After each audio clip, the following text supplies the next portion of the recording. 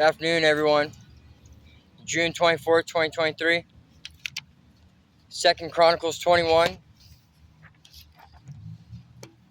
Jehoram rules in Judah.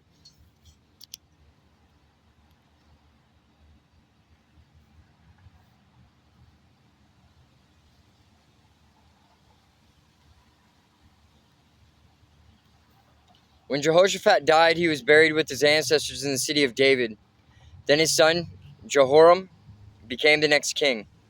Jehoram's brothers, the other sons of Jehoshaphat, were Azariah, Jehiel, Zechariah, Azariahu, Machil, and Shephatiah.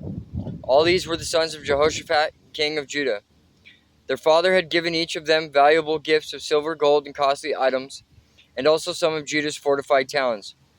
However, he designated Jehoram as the next king because he was the oldest. But when Jehoram had become solidly established as king, he killed all his brothers and some of the other leaders of Judah. Jehoram was 32 years old when he became king, and he reigned in Jerusalem 8 years. But Jehoram followed the example of the kings of Israel and was as wicked as King Ahab, for he had married one of Ahab's daughters. So Jehoram did what was evil in the Lord's sight, but the Lord did not want to destroy David's dynasty. For he had made a covenant with David and promised that his descendants would continue to rule, shining like a lamp forever. During Jehoram's reign, the Edomites revolted against Judah and crowned their own king. So Jehoram went out with his full army and all his chariots.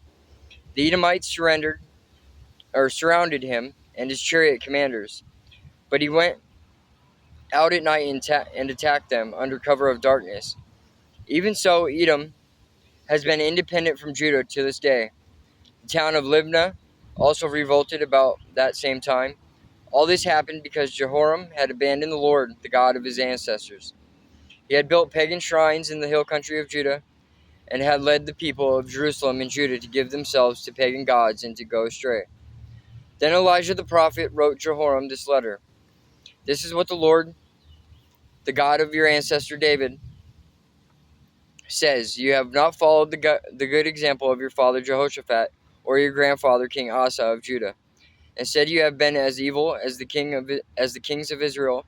You have led the people of Jerusalem and Judah to worship idols, just as King Ahab did in Israel. And you have even killed your own brothers, men who were better than you. So now the Lord is about to strike you, your people, your children, your wives, and all that is yours with a heavy blow.